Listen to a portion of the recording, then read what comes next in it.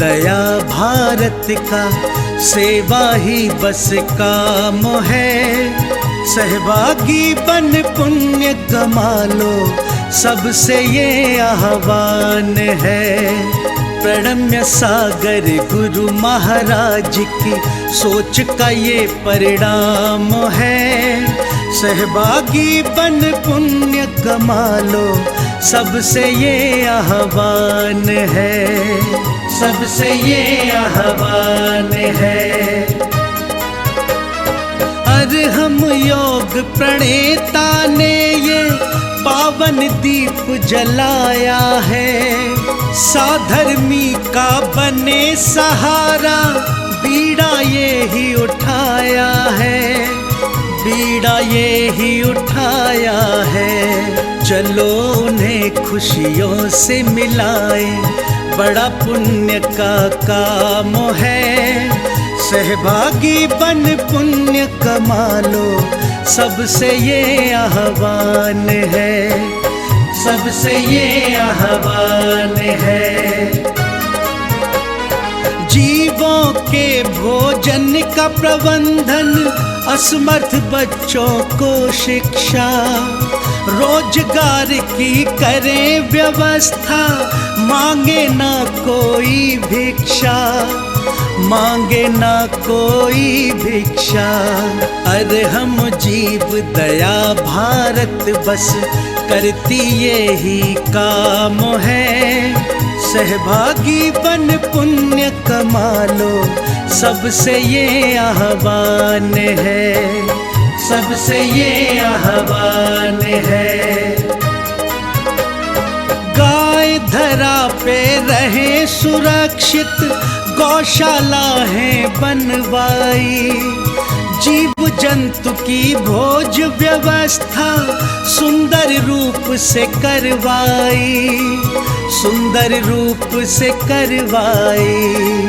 साधर्मी भूखा ना सोए, रखना सबका ध्यान है। सहभागी बन पुण्य कमा लो, सबसे ये आह्वान है, सबसे ये आह्वान है। साधर्मी रोगी के इलाज को हम मिलके हैं करवाते। जाने कितने असहायों को राशन घर में पहुँचाते, राशन घर में पहुँचाते। लक्ष्य हमारा उन चेहरों पे लानी बस मुस्कान है। सहभागी बन पुण्य कमा लो, सबसे ये आह्वान है, सबसे ये आह्वान है। दान धर्म ही साथ जाएगा, बाकी सब तो धोखा है। पुण्य के भागी बन जाओ, ये बड़ा ही पावन मौका है, बड़ा ही पावन मौका है। जुड़ के जीवन सार्थक कर लो, पावन ये अभियान है। सहभागी बन पुण्य कमा लो, सबसे ये आह्वान है, सबसे ये आह्वान है।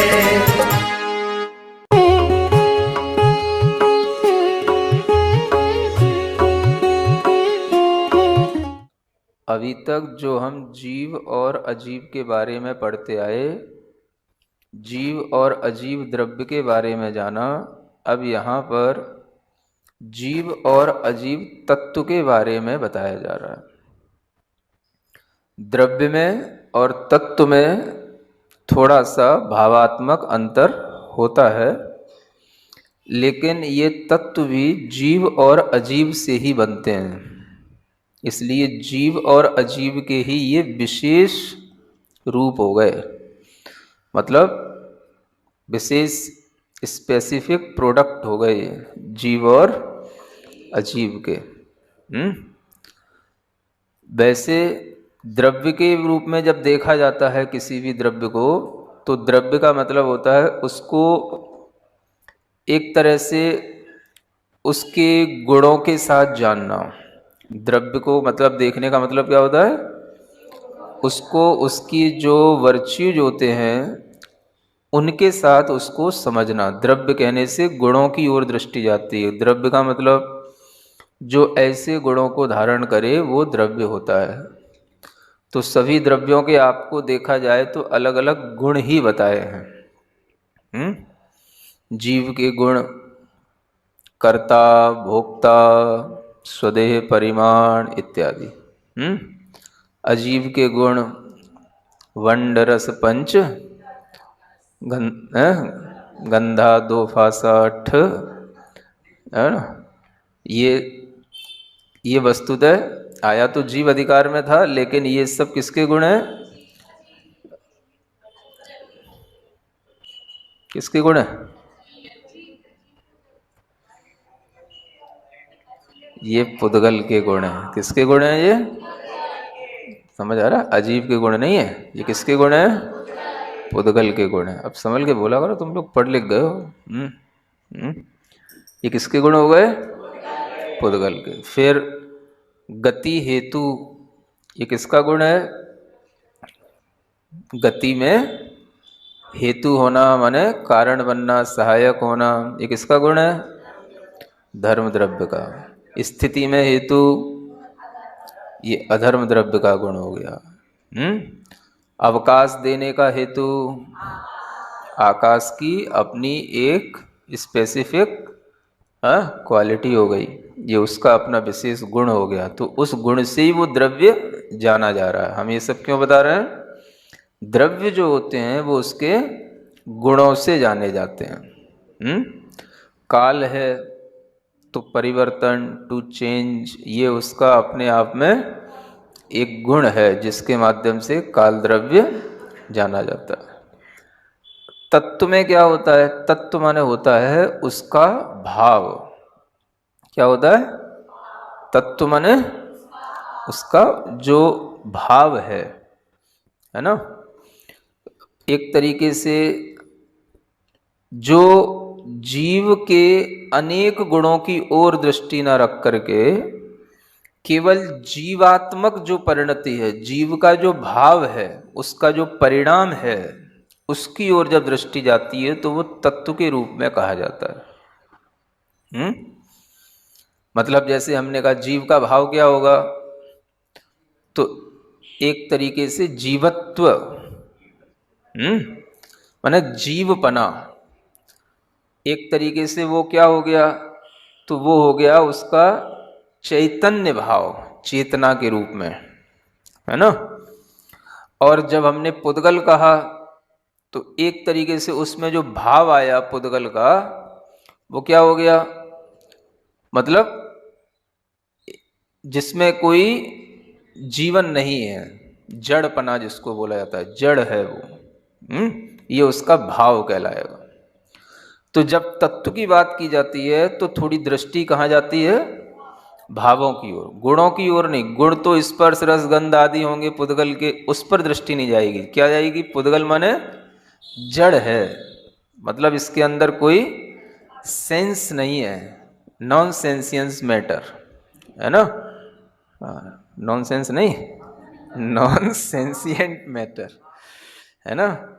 तो जिसमें कोई भी मतलब सेंस का मतलब होता है संवेदना, ज्ञान, अनुभव, वो उसके अंदर नहीं होता है ना। चेतना जिसको बोलते हैं, तो ये कहलाती है भावात्मक परिणति। इसको समझो, बहुत से लोग द्रव्य और तत्व में अंतर नहीं समझ पाते हैं। तो द्रव्य को कहने से हम क्या समझ रहे हैं? उसके हम गुणों की ओर दृष्टि डालते हैं, और तत्व कहने से उसका भाव देखते हैं, है ना। तो जीव का भाव क्या हो गया? जीवत्व का मतलब जीने वाला, संवेदन करने वाला, चेतना, ये उसका भाव हो गया। पुद्गल का भाव क्या हो गया? जड़पना, जिसमें जीवत्व नहीं है, अजीव रूप है। समझ आ रहा है? ये उसके भाव की ओर चले गए। तो अब यहाँ पर जो जीव और अजीव के बारे में हमने द्रव्य के रूप में समझा था, उसी को अब थोड़ा सा जब हम विशेष रूप से व्याख्यायित करेंगे तो वह भाव के रूप में ये उनके संयोग को यहाँ दिखाया जाएगा। मतलब ये जो ऊपर 7 तत्व लिखे हुए हैं और पुण्य पाप लिखे हुए हैं, ये सब क्या हैं? ये जीव और अजीव दोनों के संबंध और संयोग से ही जो कुछ भी विशेषताएं आ रही हैं उनके नाम है ना। अभी तक तो सब कैसे बताया था? जीव ये होता है, पुद्गल ये होता है, धर्म ये, अधर्म इत्यादि, है ना। अब जीव में और पुद्गल को ही हम यहां पर अजीव लेकर के चल रहे हैं। तो जीव और अजीव के विशेष से, और अजीव में भी हम यहाँ पर जो विशेष ले रहे हैं वो अजीव में पुद्गल में भी जो कर्म पुद्गल हैं उनका ग्रहण किया जाएगा। पुद्गल में किसका? कर्म पुद्गलों का, है ना। कर्म भी क्या होते हैं? पुद्गल होते हैं, पौद्गलिक द्रव्य है। तो यहाँ पर उन जीव और कर्म रूप जो पौद्गलिक अजीव द्रव्य है उनके संबंध से ये सब चीजें बनती हैं जो ऊपर लिखी हैं। आश्रम, बंध, संवर, निर्जरा, मोक्ष, पुण्य, पाप, ठीक है ना। इनको ते भी माने ये भी समासेण पवढ़ामो, इनको हम जो है, समास का मतलब होता है एक संक्षेप से हम इन्हें कहेंगे। क्या समझ आया? हाँ, मतलब इन सब का वर्णन भी हम संक्षेप को मतलब क्या बोलते हैं? In short, briefly, we will describe them briefly. ये संक्षेप से कहना हुआ, ठीक है। तो किन किन को कहना है? और ये जो चीजें बनी है वो सब किससे मिलकर के बन गई? बस जीव और अजीव के ही द्वारा सब बन रहा है। और अजीव में भी पुद्गल और पुद्गल में भी कर्म पुद्गल। समझ आ रहा है? अजीव में भी, बाकी सब अजीवों को छोड़ दिया, केवल कौन सा? और पुद्गल में भी बहुत सारा पुद्गल है। शरीर का पुद्गल, ये बाहर फैला हुआ पुद्गल, ये कुछ नहीं, कर्म पुद्गल। तो उस पुद्गल रूप अजीव और जो जीवात्मा है, इन दोनों के कॉम्बिनेशन से क्या क्या हो जाता है वो यहां बताया जा रहा है। ठीक बात। तो सबसे पहले क्या होगा? जीव और अजीव, जब दोनों जीव और कर्म दोनों मिल गए तो क्या होता है? कर्म जीव में आते रहते हैं, है ना। क्या होता रहता है? हाँ, कर्म का फ्लो जो है वो जीव में बना रहता है। आश्रव का मतलब होता है इनफ्लो, है ना, inflow of karmas, in soul. जो आत्मा है उसमें कर्मों का आना, आने का मतलब भी ऐसा नहीं कि कोई बाहर से आते हैं। जहां आत्मा होती है वहीं पर कर्म ऑलरेडी, वहीं पर वो प्रेजेंट रहते हैं। समझ आ रहा है? जैसे ही हम भाव करते हैं और वो उनका फ्लो अपनी आत्मा में हो जाता है, तो वो फ्लो का नाम आश्रव है। समझ आया?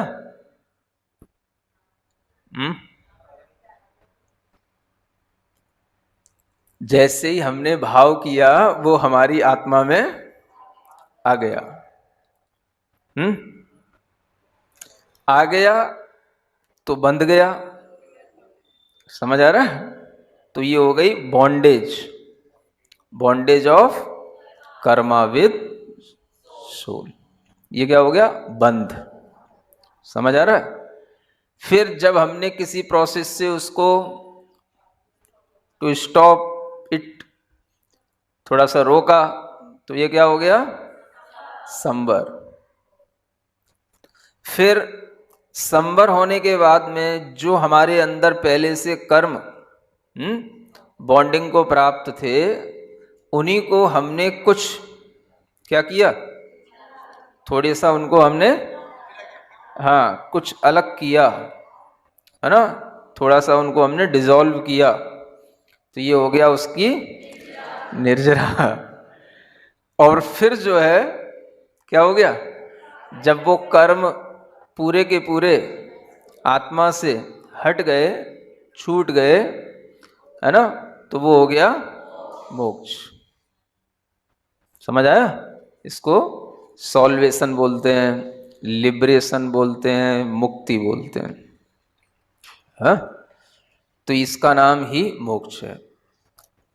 तो ऐसे ही 7 तत्व होते हैं, हो गए ना 7 तत्व, जीव, अजीव, आश्रव, बंध, संवर, निर्जरा, मोक्ष। ठीक है ना? और ये 7 ही तत्व हर आत्मा के अंदर है, होते हैं। हर आत्मा इन 7 तत्वों को समझ सकता है, जान सकता है, लेकिन मुख्यतः से हर आज संसारी आत्मा में क्या चल रहा है, जीव है, कर्म है, आश्रव है, बंध है, निर्जरा भी चलती रहती है। ठीक है ना? मोक्ष नहीं होता।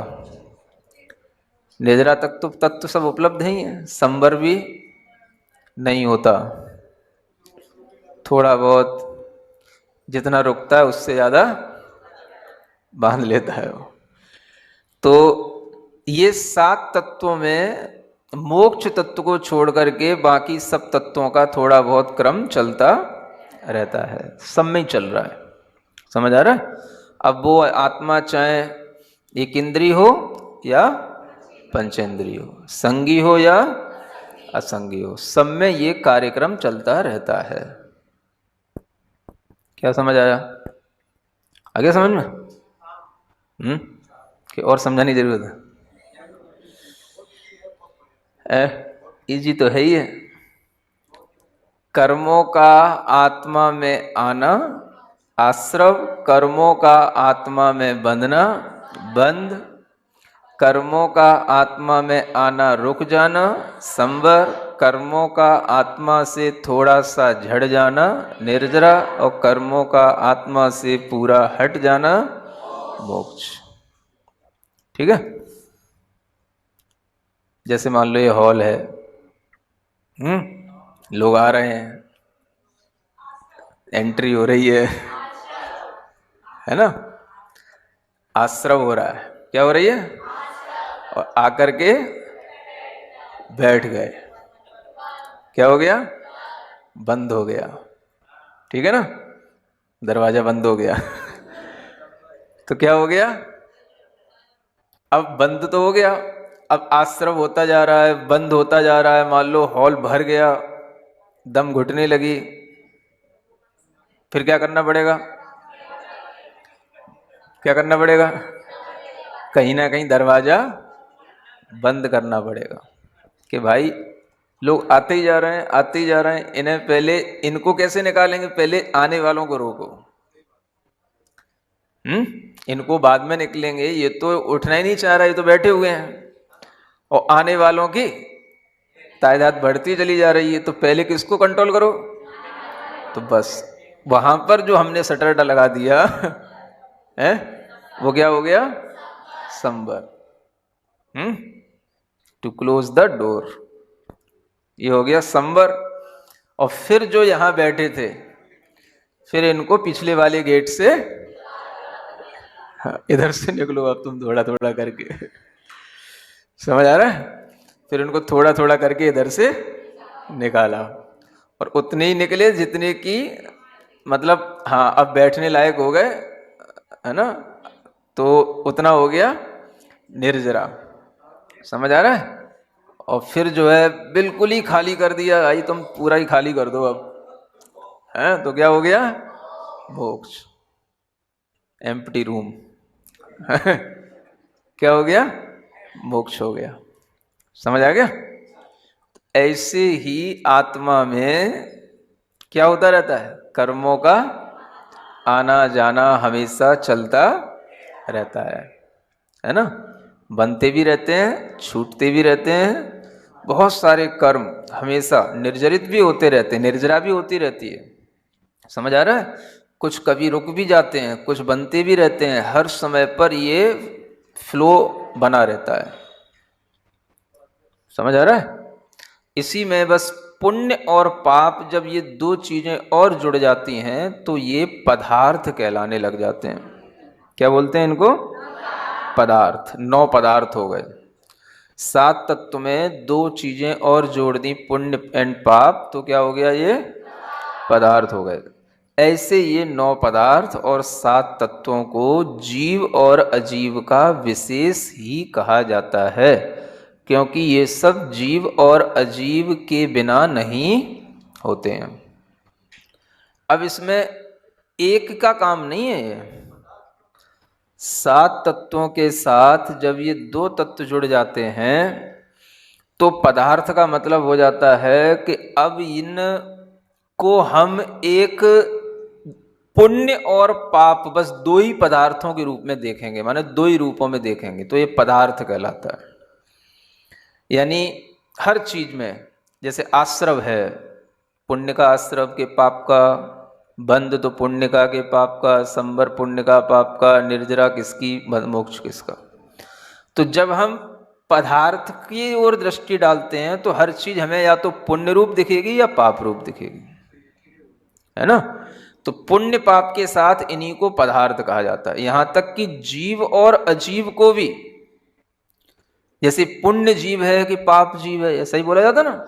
हाँ, तो ये पुण्यात्मा जीव है, पापात्मा जीव है। समझ आ रहा है? तो जीव में भी आ जाता है ये, तो वो पदार्थ हो जाएगा जब पुण्य और पाप के साथ जोड़ेंगे। तो कर्म में भी ये पुण्य कर्म है कि पाप कर्म है। हाँ देखो, जो भी बंधा है, निर्जरा तो सबकी कर्म होती है और मोक्ष सबसे ही मुक्ति लेनी पड़ती है। क्या समझ आ रहा है? 2 प्रकार के कर्म है कि नहीं? पाप भी कर्म होते हैं और पुण्य भी कर्म होते हैं। नहीं, मोक्ष में तो दोनों ही कर्मों से मोक्ष चाहिए।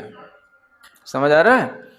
पाप से भी मुक्ति और पुण्य से भी मुक्ति, क्योंकि कर्म तो एक दूसरा पदार्थ है ना। वो जब तक आपके साथ रहेगा तब तक वो अपना काम आपसे करवाता रहेगा। समझ आ रहा है? और दूसरी कोई भी चीज अपने पास जब तक रखोगे तब तक सुखी रहोगे नहीं। क्या समझ आ रहा है? जो अपनी चीज है बस वही आपके पास रहेगी तो आप सुखी रहोगे, और दूसरी चीज अपने पास में रखोगे तो दुखी रहोगे। अब वो दूसरी चीज बुरी भी होती है, अच्छी भी होती है। अच्छी आप रखना चाहते हो, बुरी को छोड़ना चाहते हो, लेकिन वो अच्छी भी जो है छोड़ने के लिए ही होती है, क्योंकि वो अपनी नहीं है। हंस रहे हो? समझ आ रहा है? क्योंकि जो हमारे लिए अच्छा लग रहा है वो भी हमें कहीं ना कहीं बंधन के लिए कारण हो रहा है। समझ आ रहा है? अच्छी चीज भी हमारे लिए बंधन का कारण होती है, बुरी चीज तो बंधन का कारण होती है, अच्छी भी होती है ना। मान लो आप बुरी चीजें नहीं खाते हो, समझ आ रहा है, लेकिन अच्छी भी अगर खाने के लिए आप अपने मन में राग रखते हो तो वो भी बंधन ही तो है। क्या समझ आ रहा है? हम बुरी चीज तो नहीं खाते हाँ, लेकिन अच्छी भी खाने का जो राग है, अच्छा भी पहनने का राग है, अच्छे भी संबंध बनाने का राग है, वो भी हमारे लिए बंध का ही कारण होता है, वो भी हमारे लिए पराश्रितता का कारण ही होता है। तो अच्छे को भी हमें छोड़ना पड़ता है। समझ आ रहा है? भगवान ने भी छोड़ा। इतना अच्छा समूह शरण छोड़ना पड़ता है कि नहीं? बताया था कि नहीं दीपावली के दिन? कितना बड़ा समूह शरण, असंख्यात लोगों का भला हो रहा है और आप कहाँ जा रहे हो भगवान? नहीं समझ आ रहा? कितने संख्यात नहीं, हाँ, असंख्य देवी देवियां, बिल्कुल छकाछक भरा रहता है हमेशा, और फिर भी भगवान अपने टाइम पर छोड़ करके चल देते हैं। तो अच्छी चीज भी छोड़नी पड़ती है, पड़ती है। और जो स्वयं अपनी समझदारी से छोड़ देता है तो उसके लिए उस अच्छी चीज से भी मुक्ति मिलती है। समझ आ रहा है? नहीं आ रहा? आपको कोई चीज अच्छी लग रही है, अच्छा लग रहा है, तो वो भी तो एक बंधन हो जाता है ना? तो वह भी हमें एक तरीके से पराश्रितता का कारण होने से छोड़ना ही होता है। हाँ, इसलिए समझदार लोग अच्छा और बुरा सब कुछ छोड़ते हैं, तभी छोड़ना माना जाता है। अब बताओ, किसी के लिए ग्रह का त्याग हुआ, ग्रह किसी ने छोड़ा, अपने संबंधियों को छोड़ा, तो अच्छा छोड़ा कि बुरा छोड़ा? बुरे थे इसलिए। ए? ए? समझ आ रहा है कि नहीं? तो अच्छा होकर के भी छोड़ना होता है कि नहीं होता है?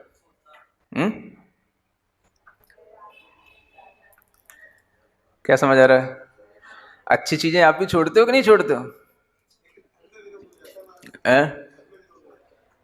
मान लो कोई भी चीज है, अच्छी है, खाने पीने में अच्छी है, फिर भी उनका त्याग किया जाता है कि नहीं किया जाता है?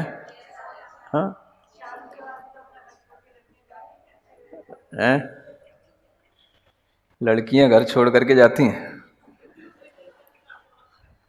समझ आ रहा है?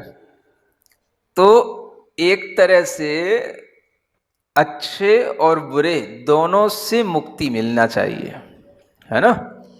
केवल बुरी चीज से मुक्ति बड़ी बात नहीं है। अच्छे बुरा सब कुछ जो हमारे अंदर दूसरा है, वो सब दूसरी चीजों को छोड़ना, पुण्य कर्म भी छोड़ना, पाप कर्म भी छोड़ना, और सबकी निर्जरा बाद में होती है, सबसे मुक्ति बाद में मिलती है ना? नहीं तो फिर ये हो जाएगा कि सिद्ध भगवान के पास पुण्य कर्म बैठे हैं और पाप कर्म छोड़ दिए उनने, तो उनके पास कोई भी कर्म नहीं है। हाँ, फिर वो पुण्य कर्म अपना फल दिखाएंगे, पुण्य अपना काम करवाएंगे। तो फिर जो है उन पुण्य के कारण से उनको फिर संसार में कुछ ना कुछ अच्छा करना पड़ेगा। तो इसलिए सब छोड़ना पड़ता है, अच्छा भी बुरा भी। ठीक बात?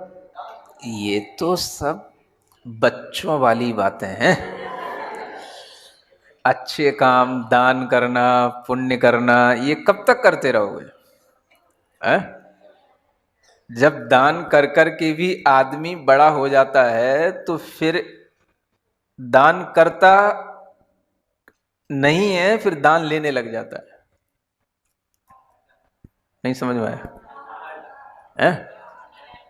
या कोई भी अच्छा काम आप दान कर रहे हो, पुण्य कर रहे हो, तो उसको करते करते भी आपको कभी संतुष्टि नहीं हो रही है, तो इसका मतलब है कि वो काम भी हमारा कोई लक्ष्यभूत कार्य नहीं है ना? अच्छे काम तो करके भी विश्राम लेना ही पड़ता है। कब तक आप अच्छे कामों में लगे रहोगे? कब तक अच्छे काम करते रहोगे? कभी ऐसा टाइम आता है कि भैया अब हमें कुछ नहीं करना, सब कर लिया हमने। ऐसा नहीं होता? हाँ, तो वो कब होता है? जब मैच्योर हो जाते हैं तब। जब मैच्योर हो जाते हैं तब फिर जो है, हाँ भैया सब कर लिया। कुछ बड़े लोग हो जाते हैं ना घर में, हाँ भैया सब खा पी लिया, सब देख लिया, सब कर चुके हैं, तुम्हारे दिन है, तुम करो, हम सब देख रहे हैं। समझ आ रहा है? तो उन्होंने ऐसे लोगों को जो थोड़ा अधिक मैच्योर हो जाते हैं, तो फिर उन्हें ना कुछ खाने पीने का शौक रह जाता है, ना कुछ पहनने ओढ़ने का शौक रह जाता है। देखते सब रहेंगे, सब बच्चे सब कर रहे हैं, अब ठीक है भाई तुम्हारी उम्र है, तुम करो, हमने तो सब कर लिया। क्या समझ आ रहा है? है ना, तो वो भी छोड़ना पड़ता है कि नहीं। बस ऐसे ही है, व्यवहार में भी सब छोड़ना पड़ता है। तीर्थंकर होते हैं, कितना अच्छा सब कुछ होता है, वैभव, चक्रवर्ती होते हैं, इतना वैभव होता है, सब अच्छा ही होता है कि नहीं होता। पुण्य है, वो पुण्य को भी छोड़ करके जाते हैं कि नहीं, पुण्य से ही तो सब वैभव मिलते हैं, पुण्य को ही छोड़ दे कि नहीं। तो यही तो पुण्य को छोड़ना, पाप को क्या छोड़ना है? पाप से तो सब अपने आप छूट जाता है और पुण्यात्मा, हाँ, पुण्य से मिला है फिर भी उस पुण्य को छोड़ता है। ये बड़ी बात होती है ना। क्या समझ आया? जिस पाप के कारण से तो कुछ मिला ही नहीं, कुछ है ही नहीं, तो छोड़ेगा क्या। और पुण्य से सब मिला था फिर छोड़ दिया, तो ही तो वाई वाई होती है, तभी तो कुछ मिलेगा। समझ आ रहा है? तो ये पुण्य का छोड़ना कहलाता है। धीरे धीरे ये बाहरी पुण्य के फल छूटते हैं, फिर बाद में भीतरी जो अपने पुण्य कर्म बंध जाते हैं वो भी अपने आप अरिहंत बनने के बाद छूटते चले जाते हैं। और जब आत्मा सिद्ध बन जाता है तो किसी भी कर्म को अपने साथ लेकर के नहीं जाता, कर्म से बिल्कुल खल्लास होकर के, हाँ, खल्लास जानते हो? खाली, हाँ, खाली से ही खल्लास बना हो, बिल्कुल खाली होकर के अकेला चल, अकेला चल, अकेला चल, अकेला, बस इतने हो जाता। बस मेला तो सब पीछे छूट ही जाएगा जब तू अकेला चलेगा तो है ना। तो यही आनंद है। ये सब जीव आत्माएं जब तक किसी भी प्रकार के पुण्य पाप का कुछ भी मोह रखते हैं तब तक वो संसार में ही। देखो नाराज क्या है, देखो मोही लोग हैं, सब ये चाहते हैं जैसे हम मोह में कर रहे हैं जैसे तुम भी अलग क्यों जा रहे हो, सब हमारे साथ करो ना तो सब घर के लोग यही चाहते हैं, नाराज वाराज तो इसीलिए हो जाते हैं। समझ आ रहा है?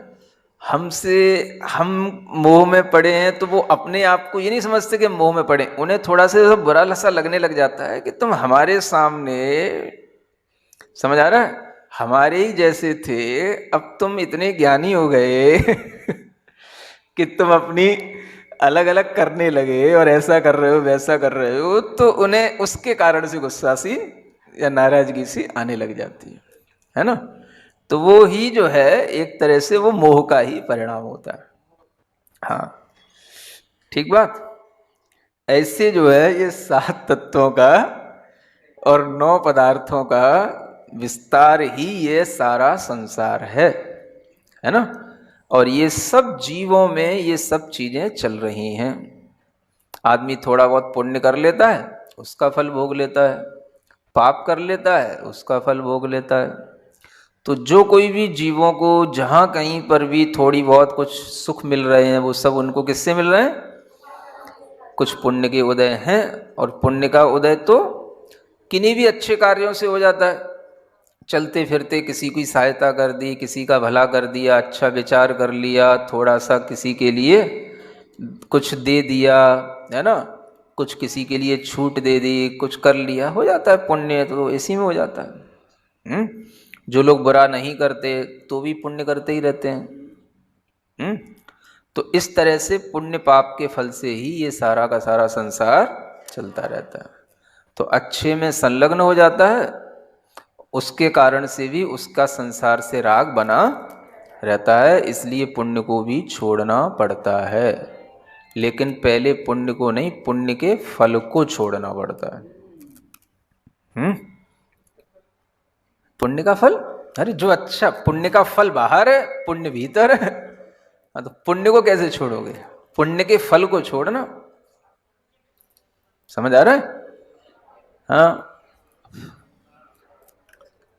आपको पुण्य से सब कुछ मिला खाने पीने को कि नहीं? अब फिर क्यों एक आसन करने बैठ जाते हो, क्यों उपास करने बैठ जाते हो?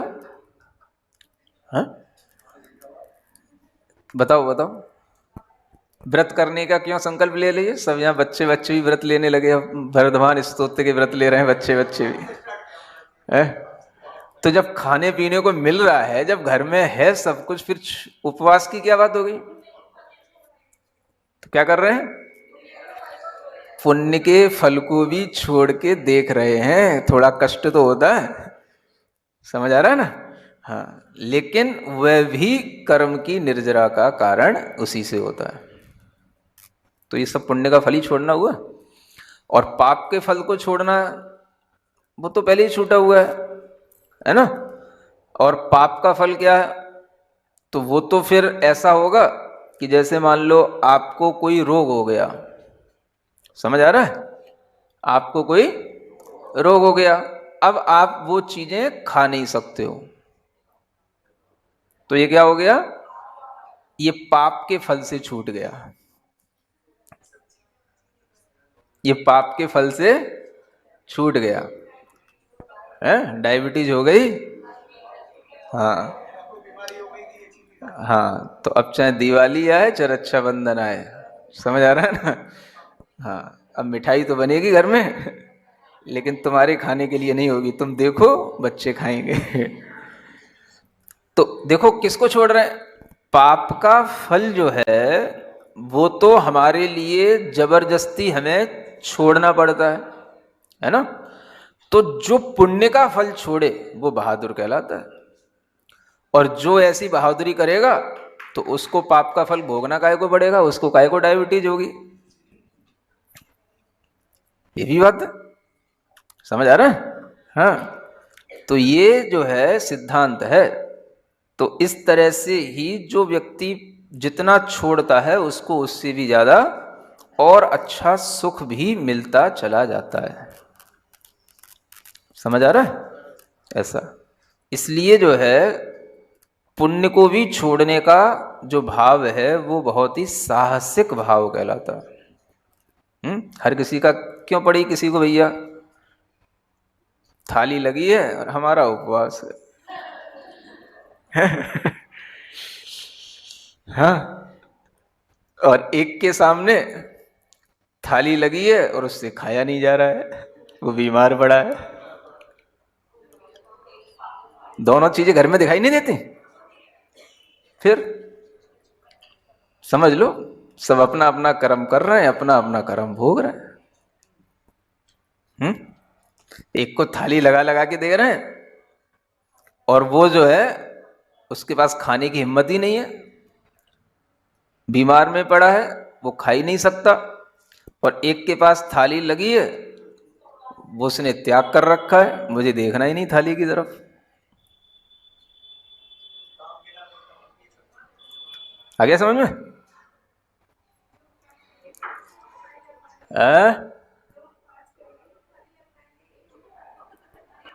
अरे उपवास करेंगे, थाली लगवाएंगे नहीं, थाली उनके लिए देख रही होती है। समझ आ रहा है? लेकिन वो थाली की तरफ नहीं देख रहे होते हैं। ऐसा कहने का मतलब, पढ़े लिखे लोग हो तुम लोग भी, मजे लेते रहते हो इसका मतलब है। तो ऐसे ये सब कुछ संसार में यही चल तो है, सब पुण्य पाप का खेल। जिसको जितना पुण्य है तो वो उसको, अगर जिसको ये नॉलेज नहीं होती है तो पुण्य को ही भोगने में मस्त रहता है। तो पुण्य को भोगने से भी जो है उसको पाप का बंध होता रहता है। तो इस कारण से वो बीमार पड़ जाता है, रोगी बन करके मरना पड़ता है फिर उसको, है ना? तो इसलिए पुण्य को भी थोड़ा छोड़ छोड़ के खाना। आगे समझ में? हाँ, बच्चों के लिए बहुत प्रश्न आता है ना, जब सब कुछ मिला है तो हम क्यों छोड़ें, क्या धर्म बना रखा है, ये छोड़ो, ये नहीं करो, वो नहीं करो। तो उसका लॉजिक ये है ना, मिलते हुए भी जिसको मिलेगा वही तो छोड़ेगा, जिसको मिला ही नहीं तो वो क्या छोड़ेगा है? और वो ये सोचता है जब हम भी और हमको और मिल जाए तब हम छोड़ेंगे, तो उसको न मिल पाता है ना वो छोड़ पाता है। बस, तो हमेशा छोड़ने का नाम ही होता है अपने आप में निर्जरा करना। तो उपवास से क्या होती है? निर्जरा। कौन से कर्मों की? जो पाप हमारे लिए आगामी समय में फल देने आ रहे थे उन्हें हमने पहले से ही कह दिया, प्लीज गेट आउट। समझ आ रहा है? बस मेरी आत्मा से अपने स्थान को हटा लो, यहां से खाली कर दो। मुझे पता पड़ गया है तुम मुझे दुख देने वाले थे, उससे पहले ही मैंने भगा दिया। इसका नाम है निर्जरा। समझ आ रहा है? To go out before time. हमेशा निर्जरा जो होती है वो टाइम वाले कर्मों की नहीं होती है, बिफोर टाइम होती है निर्जरा। मतलब जो आता हमारे लिए 2 साल बाद, 10 साल बाद, उसको मैंने पहले से ही खींच के बाहर फेंक दिया, उसका नाम है निर्जरा। हाँ